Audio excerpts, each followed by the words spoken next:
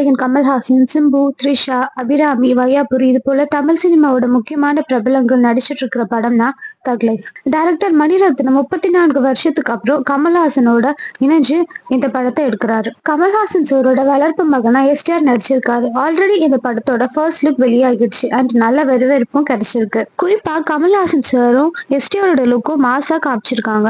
இப்போ எஸ்டிஆர் அவர்கள் அவரோட டப்பிங் ஒர்க்கை ஸ்டார்ட் பண்ணியிருக்காங்க. இது சம்பந்தமான அப்டேட்டை இன்ஸ்டாகிராம்ல கொடுத்திருக்காரு. கடந்த ஜனவரி மாசத்துலயே ஷூட்டிங் ஸ்டார்ட் பண்ணிட்டாங்க. படத்தோட ஷூட்டிங் செர்பியா, டெல்லியில நடந்து முடிஞ்சிருக்கு. முன்னதா கமல்ஹாசன் சார் ப்ரொடக்ஷன்ல STR 48 மூவில எஸ்டிஆர் நடிப்பார்னு பேசப்பட்டது. ஆனா தக் லைஃப் மூவி ஷூட்டிங் ஸ்டார்ட் பண்ணதுனால STR 48 ஷூட்டிங் தள்ளி போயிருக்கு. இப்போ எஸ்டிஆர் அவர்கள் தக் லைஃப் மூவிக்கு டப்பிங் ஸ்டார்ட் பண்ணியிருக்காரு. அவர் டப்பிங் பேசுற போட்டோவை இன்ஸ்டாகிராம்ல போஸ்ட் பண்ணியிருக்காரு. படத்தை முடிச்சுட்டு தான் STR 48 மூவியை ஸ்டார்ட் பண்ணணும்னு பேசப்படுது.